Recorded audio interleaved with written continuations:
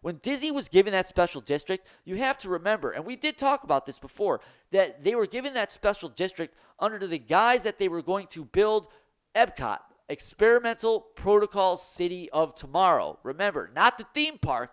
They were going to build an actual city. Experimental Protocol City of Tomorrow, Epcot. That was the plan.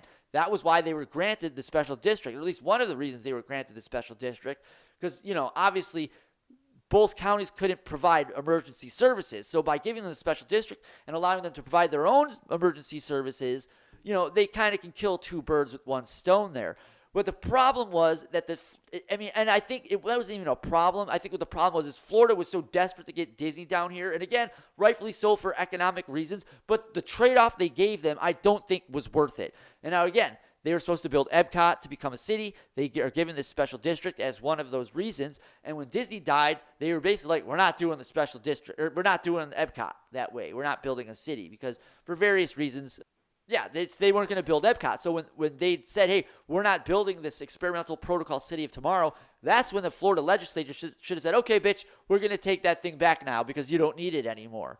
If you're not going to be running this Experimental City of Tomorrow, why do you need a special district? They could have still drawn it back a little bit, they for whatever reason, they could have just made it so the state had more oversight into what was going on back there. I want to say it was more Democrat back then, but still, as we've discussed in previous episodes, the moderation, the spectrum of politics has that moderate window in it from the Republican to the Democrat side.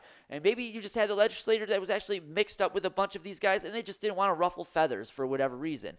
Because Disney, they weren't that invested at the time. If you remember, when they didn't build Epcot, it was just Magic Kingdom that was here. And, maybe just the threat of them leaving was enough for the legislature to be like, all right, keep your special district, and then they began to invest more and more. So there is that argument to it. I'm not trying to ignore that. But if, the government, treated businesses the way they treated their citizens, that's what they would have done, and that's what they should have done. And because they didn't do that, this is the position the state of Florida finds itself in today.